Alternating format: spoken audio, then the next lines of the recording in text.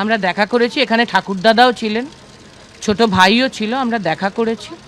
মমতা ব্যানার্জির পক্ষ থেকে আমরা এসেছি। মমতা ব্যানার্জি এই ভিকটিম পরিবারের, এই আক্রান্ত পরিবারের পাশে আছেন, এইটুকুই আমরা বলেছি। দেখুন, আইনি পথেই তো চলতে হবে। একটা ঘটনা ঘটলে তো আইনি পথেই চলতে হবে। তো মমতা ব্যানার্জি থাকতে সমস্ত সাহায্য নিশ্চয়ই এই পরিবার পাবে। আমরা মমতা বন্দ্যোপাধ্যায়ের পক্ষে 2জন এমপি 2জন এমএলএ এসেছিলাম, এই বার্তাই দিয়েছি।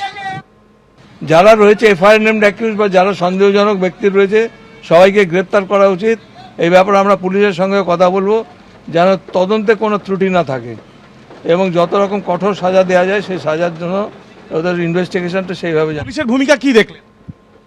পুলিশের ভূমিকা তদন্ত হচ্ছে, এখন এর বেশি আর কি বলবো। এখন প্রত্যেকটা রাস্তাতে প্রত্যেকটা পয়েন্টে আমাদের আটকানো হয়েছিল এবং ওরা খোঁজে করে দেখছিল যে মমতা ব্যানার্জি আছে কিনা গাড়িতে।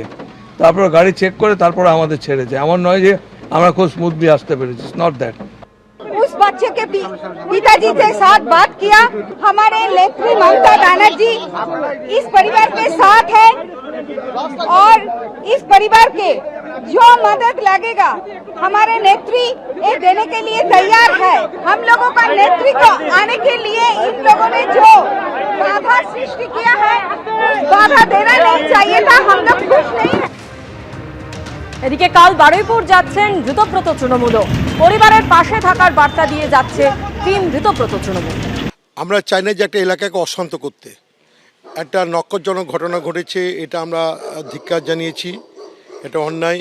সরকার বলেছে জিরো টলারেন্স হবে না। আমরা দেখতে চাই যে সরকার কতদূর যেতে চাই। যদি কোনো রকম ঘাটতি থাকে ইনকোয়ারি থেকে, প্রশাসনের দিক থেকে, তাহলে আমরা যে কোনো পর্যায়ে আন্দোলনে আমরা সেখানে যাব। আগামীকাল এই অসহায় পরিবার, যেটা এরকম একটা নক্করজনক ঘটনা ঘটেছে, সেই পরিবারের সঙ্গে আমরা দেখা করার জন্য আমরা তৃণমূলের নেতৃত্ব সকলেই আমরা যাব সেখানে বারুইপুরের উদ্দেশ্যে।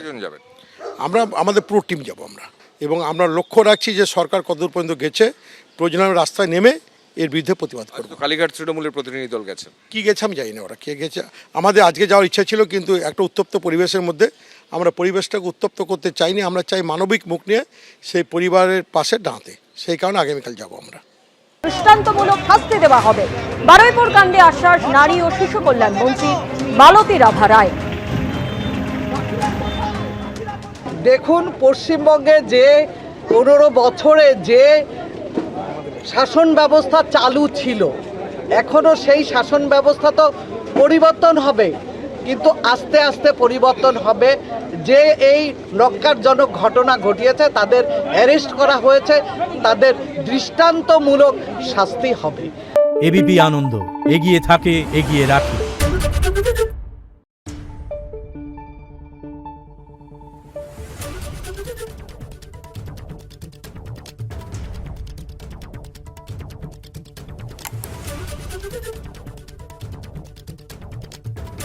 Thank you.